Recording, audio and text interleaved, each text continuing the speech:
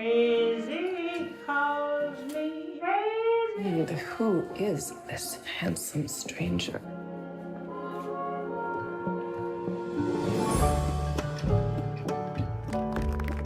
America's been on my wish list for a long time, especially now with the current political situation in Europe.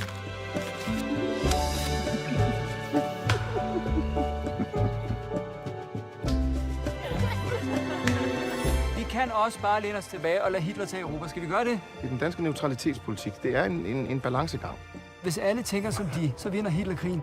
Når krigen kommer, så har jeg brug for sådan en som dem. Danish Embassy. Can I have a comment from the Danish ambassador about the Nazi invasion of Denmark? What are you going to do? Menneskeheden er ved at begå kollektivt selvmord. Vi skal ikke tage mod ordre fra en regering, der ikke har fri vilje. Det her kan være begyndelsen til slutningen på Hitler. The Danish government is negotiating with the Germans.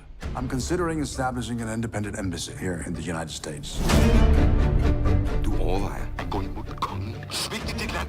Fatter du overhovedet situationens alvor? Will the United States support me? And recognize you as Denmark's government. The American people don't want to die for countries they put behind them.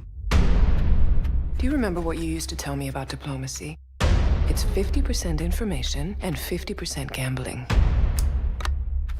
So, gamble. I will no longer take orders from Denmark. Jeg erklærer mig uafhængig. My country is going through dark days. To the American people, being a Dane is being a coward. You have a problem, Mr. Kaufman. I know. I will work for the re-establishment of a free Denmark. Det er vanvittigt. Jeg kan lide det. You are the king. And I know we shall succeed. Tror de virkelig, jeg blev diplomat bare for at drikke champagne? Det ved jeg da ikke noget om. Det virker som om, de er blevet gode til det.